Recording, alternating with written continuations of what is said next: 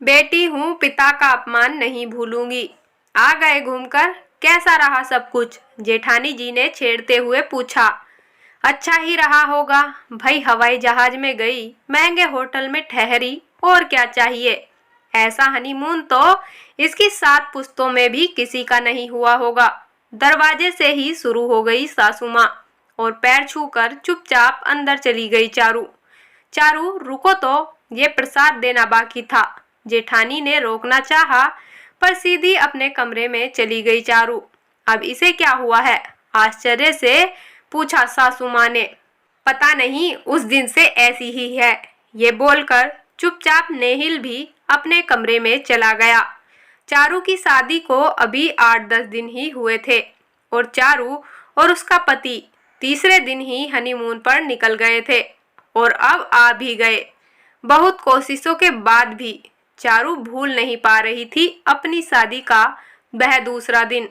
परिवार में सबसे छोटी होने के कारण सबकी लाडली थी वह, खासकर अपने पापा की। चारू को याद भी नहीं है कि वह कभी अपने पापा के बिना कहीं गई हो या कहीं रही हो। हर जगह पापा चाहिए होते थे उसे। ऐसे में जब शादी की तारीख तय हुई तो रोज एक ही काम था पापा का, मैं तेरे बिना कैसे रहूंगा चारू। और दोनों रोने लग जाते। बहुत सारे लड़के देखने के बाद नेहिल को पसंद किया था पापा ने चारू के लिए, और चारू भी बहुत खुश थी। चारू को भी नेहिल बहुत अच्छा और सुलझा हुआ लगा। सब कुछ अच्छा चल रहा था।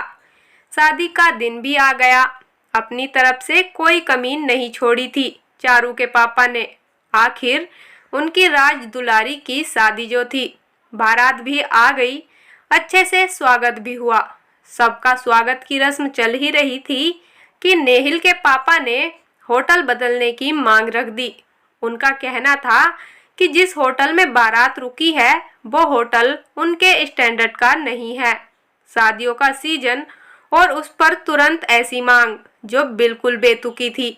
आश्चर्यचकित थे पापा, क्योंकि समधी जी से ही बात करके तो यह होटल बुक किया था उन्होंने।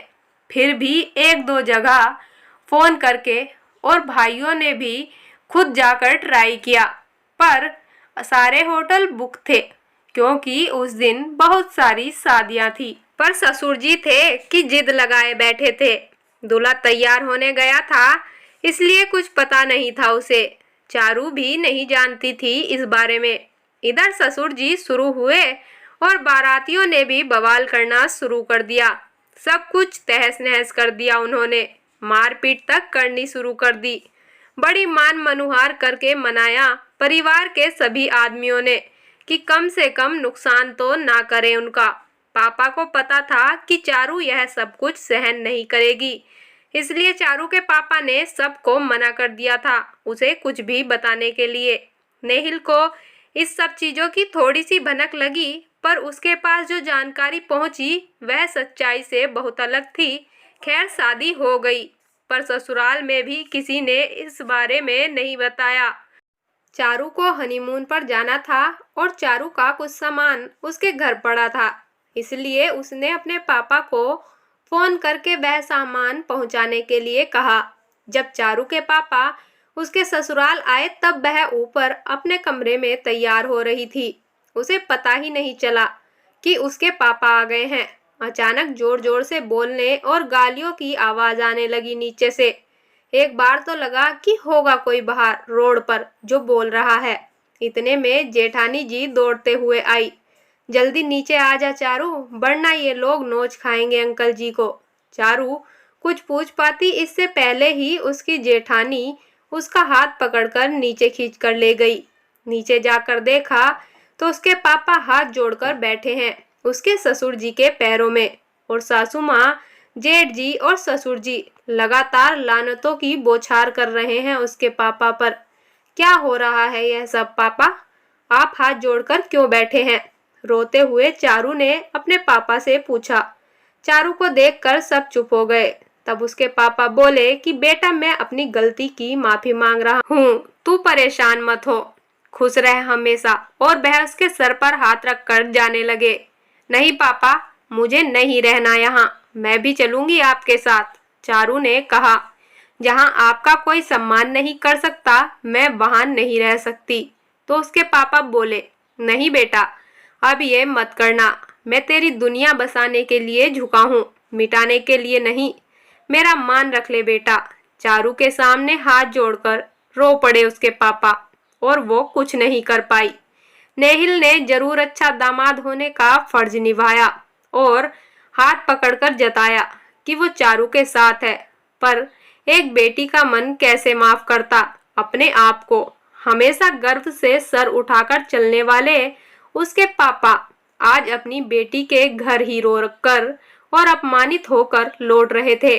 चारू का बिल्कुल मन नहीं लग रहा था और वो जानना चाहती थी कि ऐसा आखिर हुआ क्या था। उसने सबको फोन किया, पर कोई उसे कुछ भी बता ही नहीं रहा था। नेहिल की कहानी अलग थी। आखिरी में चारू ने अपनी मौसी जी के बेटे को फोन किया और उसे अपनी कसम देकर सारी बात पता कर ली, और जेठानी जी ने भी यही सारी बातें उसे बताई थी।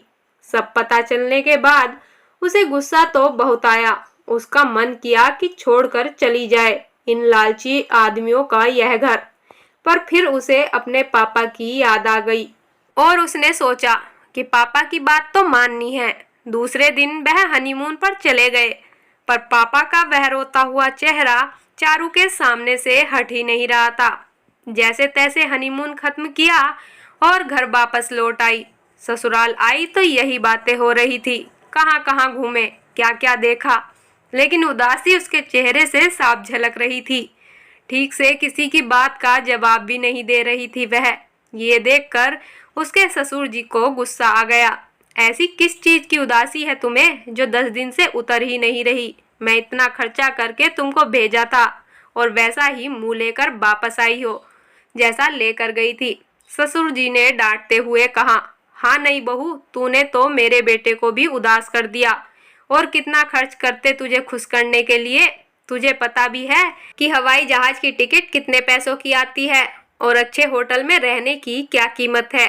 सासू माँ ने ताना मारते हुए कहा, आपने चाहे जितने पैसे खर्च किए हों, पर इस हनीमून की कीमत तो मैंने और मेरे पापा ने ही चुकाई है। मेरे पापा का आत्मसम्मान और मेरी खुशी दोनों छीन ली है आपकी उस फालतू की डिमांड ने। मुझे पता होता तो तभी बारात वापस लौटा देती। बस 4 दिन लोग मेरे बारे में बातें करते, पर मेरे पापा का सम्मान तो बचा रहता। चारू ने जवाब दिया, हिम्मत तो देखो इसकी, 4 दिन की आई हमसे जवान लड़ा रही है। अरे अगर हम चाहें तो अभी निकाल सकते हैं तुझे यहाँ से। जेठ जी ने तड़क कर कहा, यह गलती आप ना ही करें तो अच्छा रहेगा, वरना ना घर के रहेंगे ना घाट के।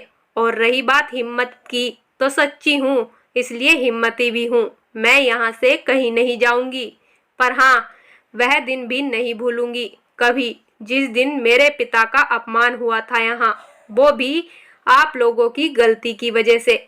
यह कहकर चारू अंदर चली गई और उसकी बातें सुनकर सभी स्तब्ध रह गए।